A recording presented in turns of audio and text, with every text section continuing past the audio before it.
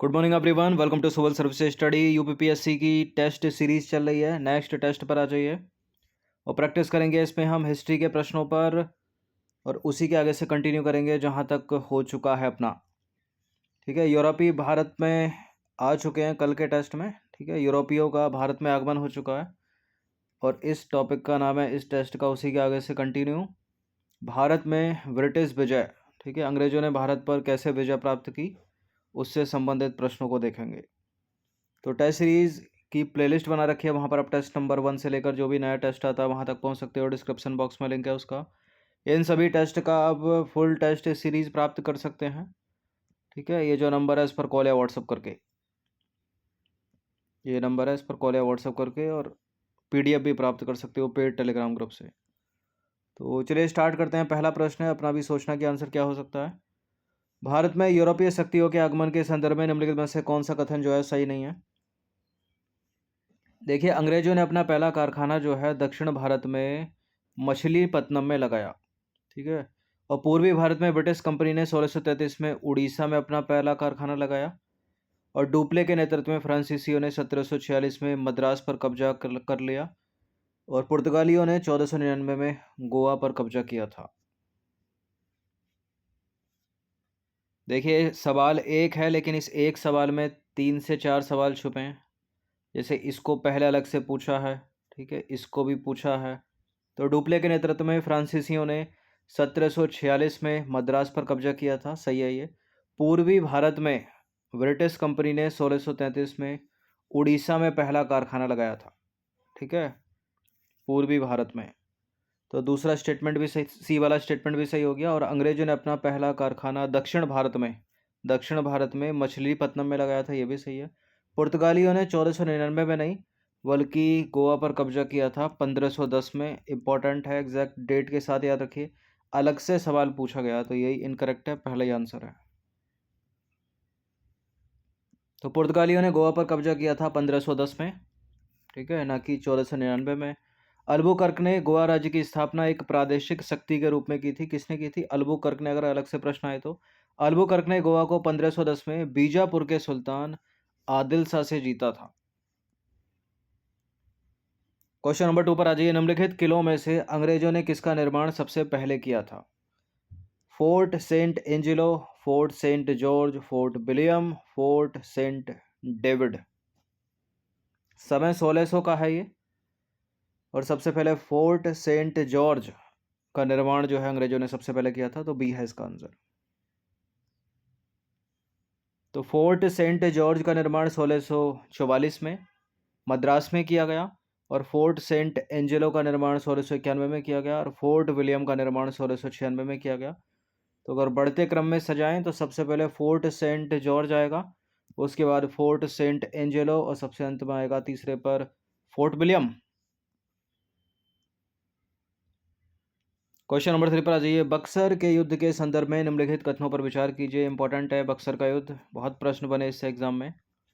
देखिए, यह युद्ध 22 अक्टूबर 1664 को हुआ, और यह युद्ध मीर कासिम, शुजाउद्दौला, शाह आलम द्वितीय की संयुक्त सेनाओं और अंग्रेजों के बीच हुआ। यानी ये तीन एक तरफ हैं और अंग्रेज एक तरफ हैं।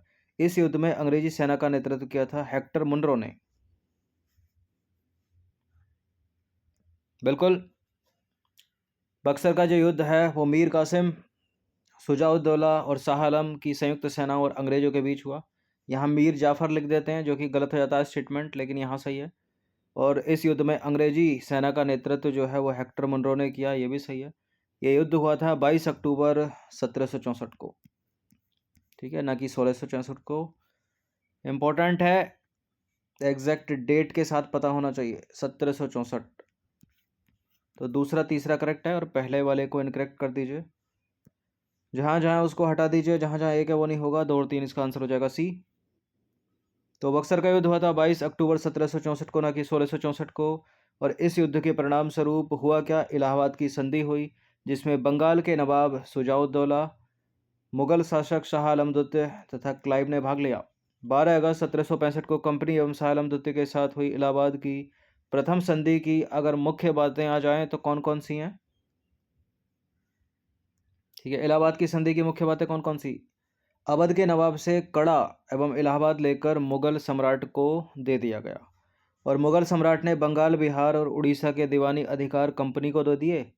ठीक है, और अंग्रेजों ने बदले में सम्राट को 26 लाख वार्षिक देने का वचन दिया। और क्या हुआ?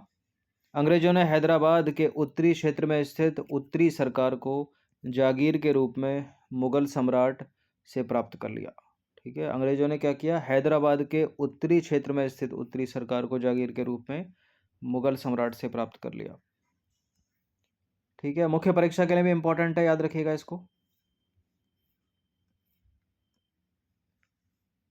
क्वेश्चन नंबर 4 पर आ जाइए। निम्नलिखित में से बंगाल का अंतिम नवाब कौन था?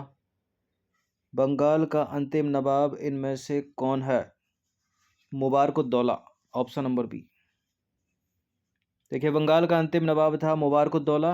वॉरेन हेस्टिंग ने मुबारकुद्दौला को हटाकर प्रशासन अपने हाथों में ले लिया और बंगाल से द्वैध शासन समाप्त हो गया। क्वेश्चन नंबर 5 पर आ जाइए। बंगाल राज्य के संदर्भ में निम्नलिखित कथनों में से कौन सा एक असत्य है, सही नहीं है? मीर कासिम ने अपनी राजधानी मुर्शिदाबाद से मुंगेर स्थानांतरित की। बंगाल में भू राजस्व की वसूली के लिए इजारेदारी प्रथा की शुरुआत मुर्शीद कुली खान ने की। हॉलवेल द्वारा वर्णित ब्लैक होल दुर्घटना जो है सिराजुद्दौला के समय घटित हुई और मुगल सम्राट द्वारा नियुक्त बंगाल का अंतिम सूबेदार अली वर्दी खां था। ये एक ही प्रश्न में 4 स्टेटमेंट हैं और इन 4 स्टेटमेंट को अलग अलग सवाल बनाकर पूछा जा सकता है और पूछा भी गया है। इसको पूछा गया है, इसको पूछा गया है और इसको भी पूछा गया है कि मीर कासिम ने अपनी राजधानी मुर्शिदाबाद से कहाँ स्थानांतरित की? सही उत्तर है मुंगेर स्थानांतरित की। हॉलवेल द्वारा वर्णित ब्लैक होल दुर्घटना किसके समय घटित हुई थी? सही उत्तर है सिराजुद्दौला। कई बार एग्जाम में पूछा है। मुगल सम्राट द्वारा नियुक्त बंगाल का अंतिम सूबेदार मुर्शीद कुली खां था, ना कि अली वर्दी खां।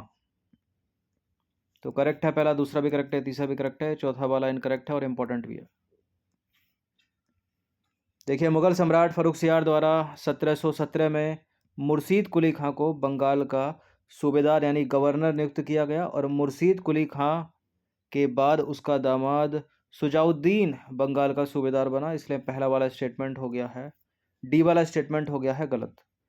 मुर्शीद कुली खां को बंगाल में नई जमींदारी व्यवस्था पर आधारित कुलीन वर्ग का जन्मदाता माना जाता है और इसने भू राजस्व के लिए इजारेदारी की शुरुआत की। इजारेदारी मतलब राजस्व वसूली की सबसे अधिक बोली लगाने वाले को जमीन देने की प्रथा। इसने स्थानीय जमींदारों और साहूकारों को प्राथमिकता देने की प्रथा की शुरुआत की। इसने किसने? मुर्शीद कुली खां ने। क्वेश्चन नंबर 6 पर आ जाइए। निम्नलिखित में से कौन सा युद्ध अंग्रेज तथा डचों के मध्य हुआ? ठीक है, अंग्रेज और डचों के मध्य कौन सा युद्ध हुआ? बक्सर का युद्ध तो पता ही चल गया आपको। इसका उत्तर है बेदरा का युद्ध, ऑप्शन बड़ी। देखिए, ईस्ट इंडिया कंपनी की बढ़ती मांगों के कारण मीर जाफर जो है डचों के साथ मिलकर कंपनी के विरोध की योजना बनाने लगा, लेकिन 1759 में बेदरा के युद्ध में डच निर्णायक रूप से अंग्रेजों से पराजित हो गए। क्वेश्चन नंबर 7 पर आ जाइए। निम्नलिखित कथनों पर विचार करेंगे। 4 स्टेटमेंट है, बताना कि इनमें से कौन सा सत्य होगा। प्रथम आंग्ल मैसूर युद्ध, द्वितीय आंग्ल मैसूर युद्ध, तृतीय आंग्ल मैसूर युद्ध, चतुर्थ आंग्ल मैसूर युद्ध। देखिए, प्रथम आंग्ल मैसूर युद्ध के पश्चात मद्रास की संधि हुई। द्वितीय आंग्ल मैसूर युद्ध के में हैदर अली की मृत्यु हो गई। चतुर्थ आंग्ल मैसूर युद्ध में टीपू सुल्तान श्रीरंगपत्तनम के दुर्ग में मारा गया और तृतीय आंग्ल मैसूर युद्ध के पश्चात मंगलौर की संधि संपन्न हुई।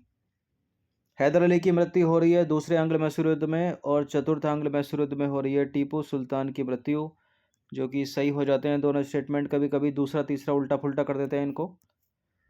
प्रथम आंग्ल मैसूर युद्ध के पश्चात मद्रास की संधि हुई, यह भी सत्य है। तृतीय आंग्ल मैसूर युद्ध के पश्चात श्रीरंगपत्तनम की संधि संपन्न हुई, ना कि मंगलौर की संधि। सी गलत है। तो ये पूछ लेता है कौन सा युद्ध किस संधि से समाप्त हो गया, तो जहाँ जहाँ तीसरा है उसको एलिमिनेट कर दीजिए, वो नहीं होगा, एक ही एलिमिनेट होगा। 1 2 4 इसका आंसर हो जाएगा सी। देखिए, तीसरे आंग्ल मैसूर युद्ध की बात करें तो तृतीय आंग्ल मैसूर युद्ध अंग्रेज निजाम मराठों की संयुक्त सेनाओं और मैसूर के मध्य हुआ था। ठीक है, यानी ये तीन एक तरफ हैं और मैसूर अकेला एक तरफ है। तीसरे आंग्ल मैसूर युद्ध की बात हो रही है, जबकि दूसरे में क्या हो रहा था, जबकि द्वितीय आंग्ल मैसूर युद्ध में जो अंग्रेज थे, ये इस मैसूर के साथ मिलकर इन दोनों से लड़ रहे थे। ठीक है, तीसरे में 7 हो गए और मैसूर अकेला हो गया।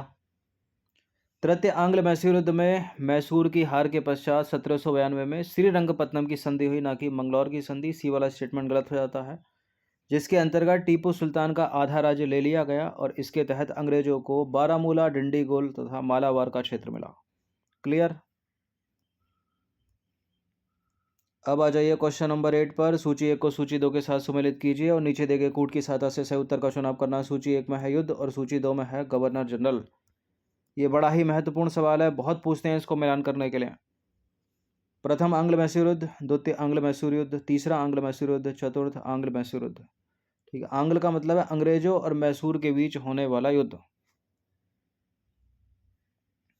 और इस युद्ध के समय कौन गवर्नर जनरल है? प्रथम आंग्ल मैसूर युद्ध के समय गवर्नर जनरल लॉर्ड वेरेल्स्ट, और दूसरे आंग्ल मैसूर युद्ध के समय वॉरेन हेस्टिंग, तीसरे में है लॉर्ड कॉर्नवालिस और चौथे में है लॉर्ड वेलेजली। तो सही है ये सारे के सारे, 1 2 3 4 हो जाएगा इसका आंसर। तो प्रथम आंग्ल मैसूर युद्ध का समय, ये भी बड़ा इंपॉर्टेंट है, इसको भी याद रखिएगा। 1767 से 1769, मद्रास की संधि से समाप्त, गवर्नर लॉर्ड वेरेल्स। और दूसरा आंग्ल मैसूर युद्ध 80 से 84, 1780 से 1784, मंगलौर की संधि से समाप्त, वॉन एंड हेस्टिंग का गवर्नर। तीसरा आंग्ल मैसूर युद्ध 1790 से 92, श्रीरंगपत्तनम की संधि से समाप्त और लॉर्ड कॉर्नवालिस है गवर्नर। और चतुर्थ आंग्ल मैसूर युद्ध जिसमें मारा गया टीपू सुल्तान 1799 में, सहायक संधि से समाप्त, लॉर्ड वेलेजली है गवर्नर।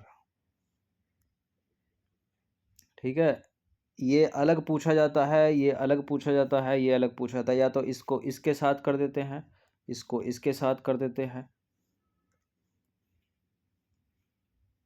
अब आ जाइए क्वेश्चन नंबर 9 पर। निम्नलिखित में से किस तुर्की शासक ने श्रीरंगपत्तनम में स्वतंत्रता का वृक्ष लगाया और जैकोबिन क्लब की स्थापना की? ये प्रश्न इंपॉर्टेंट है। कौन है वो? हैदर अली है, टीपू सुल्तान है, अवध का नवाब बुरहानुल मुल्क है, या हैदराबाद के निजाम है चिनक्लिज खां? इसका उत्तर है टीपू सुल्तान। टीपू बहुआयामी प्रतिभा का धनी था। देखिए, टीपू जो है बहुआयामी प्रतिभा का धनी था, अरबी, फारसी, कन्नड़, उर्दू जानता था वो। श्रीरंगपत्तनम में उसने स्वतंत्रता का वृक्ष लगाया, कहाँ? श्रीरंगपत्तनम में, और जैकोबिन क्लब की स्थापना की। टीपू स्वयं को नागरिक टीपू कहता था, और मैसूर की सत्ता संभालने के बाद टीपू ने तुर्की और फ्रांस में अपने दूतमंडल भेजे। 1796 में टीपू ने नौसेना बोर्ड का गठन किया और मंगलोर, वाजिदाबाद तथा मोलिदाबाद में डॉकयार्ड बनवाया। और चतुर्थ आंग्ल मैसूर युद्ध जो हुआ था 1799 में, उसमें मारा गया वो। 10वां प्रश्न है, निम्नलिखित में से अवध का अंतिम नवाब कौन था? बुरहानुल मुल्क, वाजिद अली शाह, सफदर जंग या शुजाउद्दौला? अवध का अंतिम नवाब था वाजिद अली शाह। देखिए, अवध का अंतिम नवाब जो है अवध, वाजिद अली शाह था, जिसके काल में यानी 1856 में लॉर्ड डलहौजी ने कुशासन तथा अव्यवस्था का आरोप लगाकर अवध को ब्रिटिश शासन के अधीन कर लिया। ठीक है, 1856 में अवध को ब्रिटिश शासन के अधीन किया था लॉर्ड डलहौजी ने, और वाजिद अली शाह को लाख वार्षिक पेंशन देकर कलकत्ता निर्वासित कर दिया था। तो 10 प्रश्न थे ये। ठीक है, भारत में ब्रिटिश विजय, और इसके कम से कम 3 प्रैक्टिस टेस्ट और आने, तभी कंप्लीट होगी भारत में ब्रिटिश विजय। इन सभी टेस्ट का PDF प्राप्त कर सकते हो, फुल टेस्ट सीरीज प्राप्त कर सकते हो। ये जो नंबर है इस पर कॉल या व्हाट्सएप करके हर दिन प्रैक्टिस करते रहिए। धन्यवाद।